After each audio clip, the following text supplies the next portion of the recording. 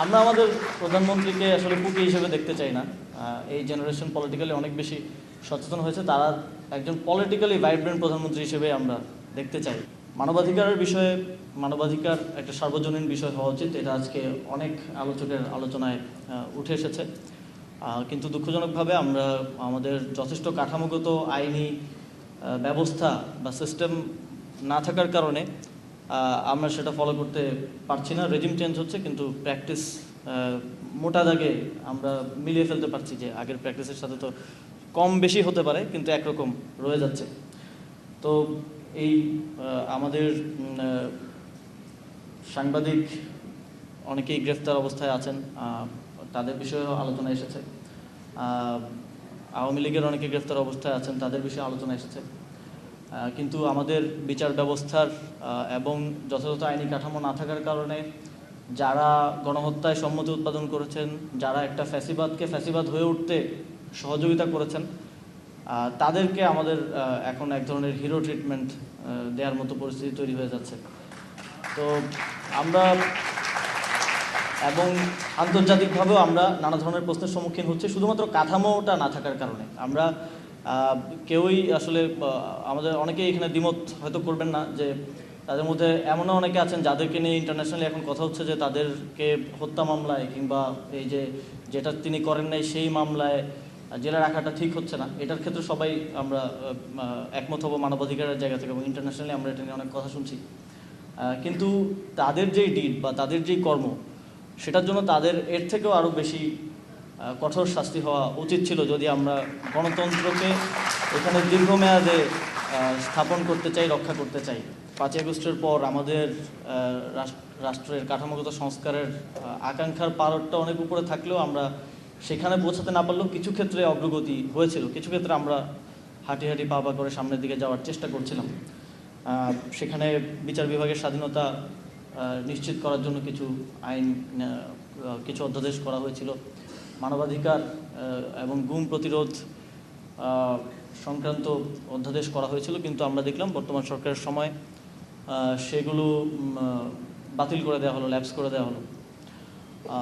তারা একটা যুক্তি দেওয়ার চেষ্টা করেছেন যে তারা আরও ভালো আইন করবেন, কিন্তু দুঃখজনকভাবে তারা যেই প্রস্তাবনা যেখানে দিয়েছেন সেখানে সেই কথাগুলো বলেন নাই, সেখানে তারা ভিন্ন কথা বলেছেন।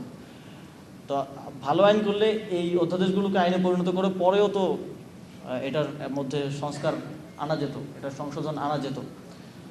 এটা বাতিল করে দেওয়ার কোনো প্রয়োজন ছিল না। তো বাতিল করার মধ্য দিয়ে আমরা আসলে তাদের সদিচ্ছার যে অভাব আছে এটাই দেশবাসীর কাছে প্রতীয়মান হয়েছে।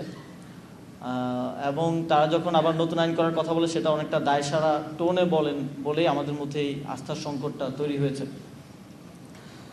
আমরা অনেকটা বলা যায় জাতি হিসেবে মানে ভূতের মতো উল্টো পায়ে এবং উল্টো পথে হাঁটছি আর কি। তো এখান থেকে উত্তরণের জন্য আমাদের হয়তো আরও দীর্ঘ লড়াই সামনের সময়ে করতে হবে। সবাইকে একমত করে তো আপনি ভালো কাজ করতে পারবেন না, সবার ইন্টারেস্ট ঢুকে যাবে ওইখানে, সবার ঢুকে যাবে। তো ওই কারণে অনেক কাজ সরকার করতে আসলে ব্যর্থ হয়েছে, যেটা করার একটা সুবর্ণ সুযোগ আমাদের কাছে ছিল। এবং আসলে সরকারের এজেন্সি এবং সরকারের অথরিটি নিয়ে অনেক কোশ্চেন, অনেক কিছু মুখোমুখি হতে হয়েছে। আমরা এই একটা নতুন সরকার এসেছে, নতুন সরকারকে আমরা দেখছি, আমরা সমালোচনা করছি, রাজনৈতিক দল হিসেবে আমরা কথা বলছি, এবং আমরা দেখছি যে এই সরকারের মধ্যে একটা, আমাকে যদি বলেন অন্তর্বর্তীকালীন সরকার একটা সমালোচনা করতে, তাহলে আমি সমালোচনা করব যে সরকারের মধ্যে রাজনীতির মানে অভাব ছিল আর কি। সরকারের রাজনৈতিক সিদ্ধান্ত নেওয়ার ক্ষেত্রে বা রাজনীতিটাকে ফেস করার ক্ষেত্রে এক ধরনের মানে স্বাভাবিক, অধিকাংশ মানুষের ব্যাকগ্রাউন্ড তো পলিটিক্যাল ছিল না সেই সরকারে। কিন্তু এখন তো একটা রাজনৈতিক সরকার আছে। আমরা একটা রাজনৈতিক সরকারের সময়ে একজন রাজনৈতিক প্রধানমন্ত্রীকেও দেখি রাজনৈতিক বিষয়গুলোকে উনি কেন জানি একটু এড়িয়ে যেতে চান, এবং উনি একটু ওই যে সোশ্যাল মিডিয়ায় বলে অনেকে কুকি হওয়ার একটু চেষ্টা করেন। তো আমরা আমাদের প্রধানমন্ত্রীকে আসলে কুকি হিসেবে দেখতে চাই না। এই জেনারেশন পলিটিক্যালি অনেক বেশি সচেতন হয়েছে, তারা একজন পলিটিক্যালি ভাইব্রেন্ট প্রধানমন্ত্রী হিসেবে আমরা দেখতে চাই। তো সেই সময় তো সোশ্যাল মিডিয়া ছিল না, কিন্তু আমরা অনেক সেই কারণে হয়তো আমরা ওই সময়কার খুব বেশি একটা ভিডিও দেখতে পাই না, কিন্তু আমরা মাঝে মধ্যে শুনি যে হুসেন মোহাম্মদ এরশাদ তিনি মিডিয়া নিয়ে সাইকেল চালিয়ে তার দপ্তরে যেতেন। তো এটা ছিল তার একটা পাবলিসিটি স্টান্ট, পপুলিস্ট যেই অবস্থা। তো একই জিনিস আমরা মনে হয় আবার দেখছি, কিন্তু আমরা আশা রাখবো যে আমাদের রাজনৈতিক সরকারের প্রধানমন্ত্রী একটু রাজনৈতিক হবেন এবং আমাদেরকে রাজনৈতিক জাতি হিসেবে রাজনৈতিক দিশা দেখানোর ক্ষেত্রে ভূমিকা রাখবেন।